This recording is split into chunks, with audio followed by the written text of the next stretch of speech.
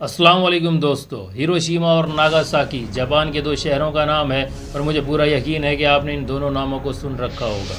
World war 2 के अंदर आखिर ऐसा क्या हुआ कि इन दोनों शहरों के ऊपर न्यूक्लियर ब्लास्ट कर दिया गया। तारीख होती है 17 दिसंबर 1941। यूएस नेवी बेस के ऊपर अचानक से जैसे एक आफत आ जाती है।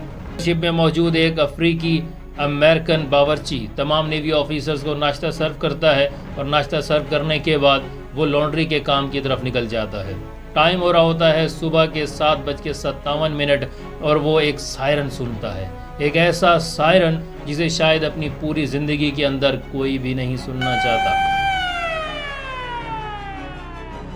डॉरिस मिलर नामी ये बावर्ची उस सायरन को सुनने के बाद सख्ते के अंदर रह जाता है और इस बावर्ची को आगे जाके एक अवार्ड मिलता है, यूएस नेवी का सबसे बड़ा अवार्ड।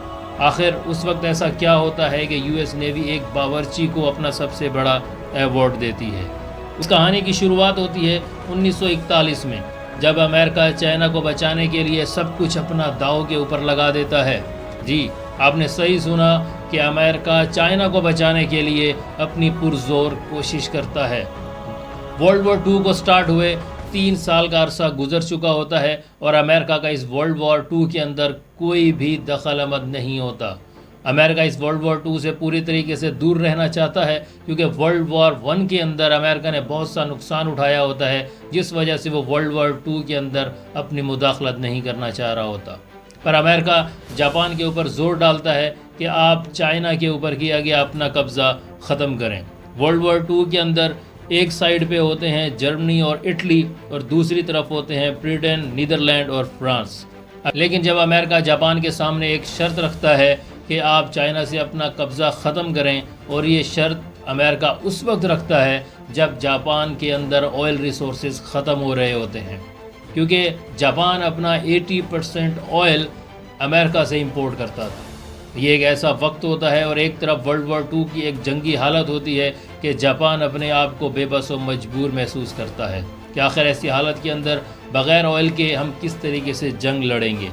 जापान अपनी नेचुरल रिसोर्सेज के ख़त्म होने की वजह से परेशान होता है और दूसरी तरफ से अमेरिका का एक सख्त तरीन मुआहदा कि आप चाइना से कब्ज़ा ख़त्म करेंगे, क्योंकि इस जंग के अंदर जापान की हिटलर पूरे तरीके से मदद कर रहा होता है और जापान ये सोचता है कि अगर हम हथियार डाल देते हैं तो पूरी दुनिया हमारे बारे में क्या सोचेगी, कि हिटलर की सपोर्ट के बावजूद भी जापान ने अमेरिका के आगे हथियार डाल दिए। जापान ने यह फैसला किया कि वो अमेरिका के आगे हथियार नहीं डालेगा और जापान ने अंदर ही अंदर में अपनी एक प्लानिंग शुरू कर दी कि वो इंडोनेशिया के ऊपर कब्ज़ा करके वहाँ से अपने ऑयल रिसोर्सेज को बहाल करेगा।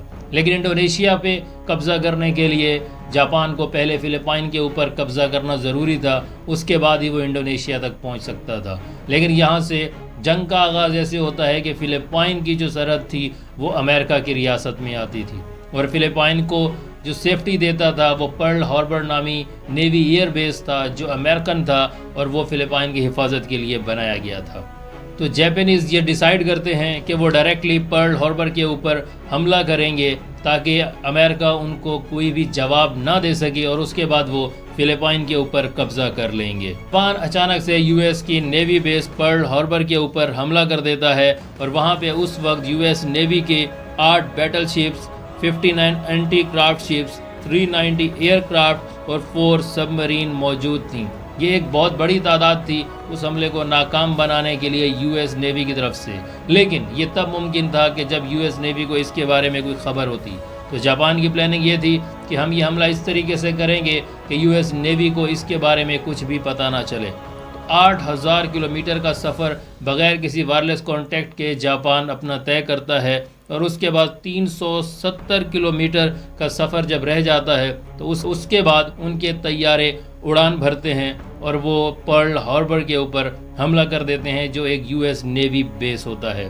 तारीख आती है 17 दिसंबर 1941 की। सुबह के ठीक 7:57 हो रहे होते हैं और उस टाइम पे डॉरिस मिलर नामी ये बावर्ची तमाम ऑफिसर्स को नाश्ता सर्व कर रहा होता है और उसी वक्त उन्हें उस सायरन की आवाज़ सुनाई देती है कि जब जापानीज़ एयरक्राफ्ट ने पूरे आसमान को घेरा हुआ होता है और वो अचानक से बॉम्बिंग स्टार्ट कर देते हैं। पूरी की पूरी यूएस नेवी बेस को उड़ा के रख दिया जाता है। यह हमला पूरे 45 मिनट तक जारी रहता है और उसके बाद वो जहाज़ वापस चले जाते हैं और उन्हें यह लगता है कि शायद ये हमला ख़त्म हो गया, लेकिन उसके 10 मिनट बाद ही दूसरा ग्रुप वापस आता है और बचा कुचा जितना कुछ होता है यूएस नेवी बेस के ऊपर, पर्ल हार्बर के ऊपर, उसको तबाह करके रख देता है। इस हमले के अंदर डॉलिस मिलर तमाम ज़ख्मियों को एक महफूज जगह के ऊपर मुंतकिल करते हैं और एक एयरक्राफ्ट गन से तैयारों के ऊपर हमला कर देते हैं। उनकी ये बहादुरी बग़ैर किसी ट्रेनिंग के उनको एक अवार्ड दिलाती है, जो यूएस नेवी का सबसे बड़ा अवार्ड होता है।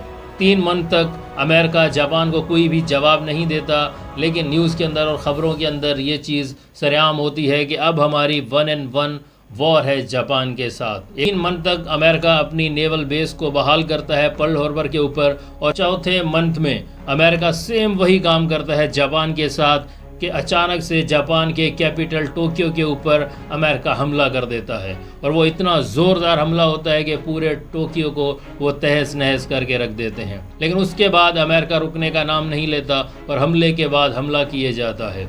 पूरे 4 साल तक अमेरिका और जापान के दरमियान ये जंग जारी रहती है, जिस जंग के अंदर ज़ाहिरी तौर पे जापान अमेरिका के सामने बहुत ज़्यादा कमज़ोर पड़ चुका होता है। आखिरकार अमेरिका अपना आखिरी कार्ड इस्तेमाल करने का फ़ैसला करता है जापान के ख़िलाफ़।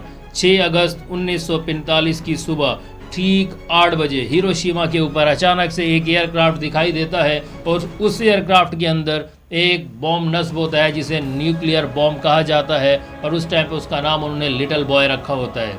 ये एक न्यूक्लियर एटॉमिक ब्लास्ट था जो हिरोशिमा शहर के ऊपर होने जा रहा था। एक पहुंच जाता है। 43 सेकंड का टाइम लगना होता है उस बॉम्ब को ज़मीन तक पहुंचने के लिए, और बॉम्ब ऊपर से छोड़ दिया जाता है और बड़ी ही तेज़ी से बॉम्ब ज़मीन की तरफ बढ़ रहा होता है। नीचे लोग अपनी रोज़मर्रा की ज़िंदगी के अंदर होते हैं, बच्चे स्कूल की तरफ जाते हैं, बूढ़े अपने घरों में होते हैं और आम सी एक ज़िंदगी गुजर रही होती है, लेकिन उन्हें नहीं पता होता कि उनके ऊपर एक ऐसा ब्लास्ट किया जा रहा है जो पूरी की पूरी क़यामत मचा के रख देगा। ये दुनिया का पहला न्यूक्लियर ब्लास्ट था जो दुनिया के अंदर होने जा रहा था, एक आबादी के अंदर।